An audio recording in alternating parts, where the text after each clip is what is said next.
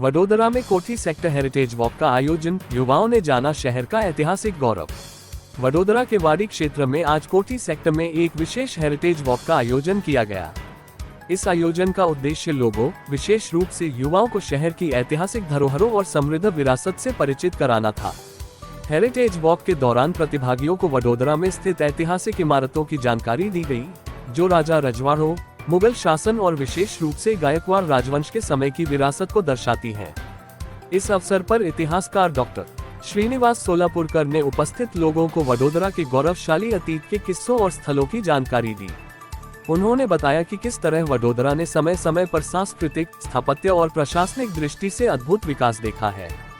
इस heritage walk में गुजरात विधानसभा के मुख्य दंडक और रावपुरा से विधायक श्री बालकृष्ण शुक्ल ने भी भाग लिया। उन्होंने युवाओं को अपनी जड़ों से जुड़े रहने और शहर के इतिहास को जानने की प्रेरणा दी।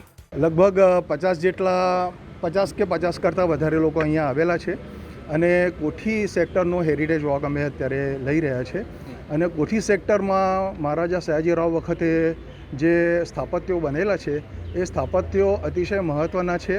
વિશેષ કરીને શિક્ષણને લગતા કેટલાક સ્થાપત્યો છે એ સ્થાપત્યો વિશેની જાણકારી બધા લોકોને આપવાનો અમારો હેતુ છે।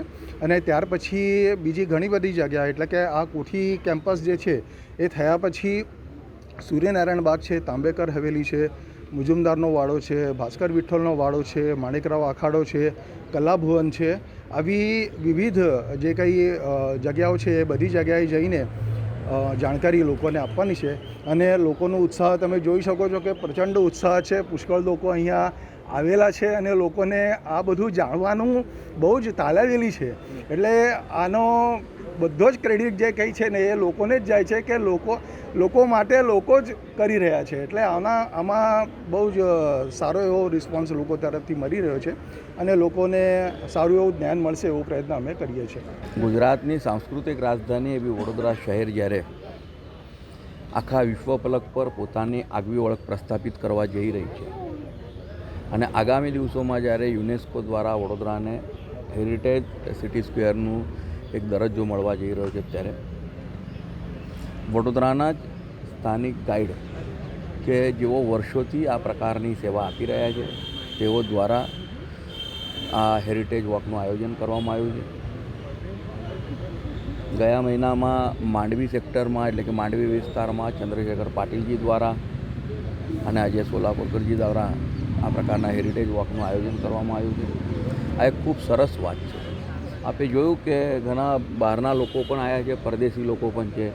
તો કોઈપણ શહેરમાં આપણે જ્યારે જઈએ ત્યારે એ શહેરનું ઐતિહાસિક અને પૌરાણિક મહત્ત્વ સમજાવવા માટે જો કોઈ હોય તો તે આવતા બધા પ્રવાસીઓ માટે ખૂબ જ મહત્ત્વની વાત થઈ જતી હોય છે। અને આ પ્રકારની પહેલ જ્યારે ટીમ વડોદરા દ્વારા જ્યારે કરવામાં આવી ત્યારે સ્વયંભૂ રીતે બધા જ લોકો જોડાયા છે।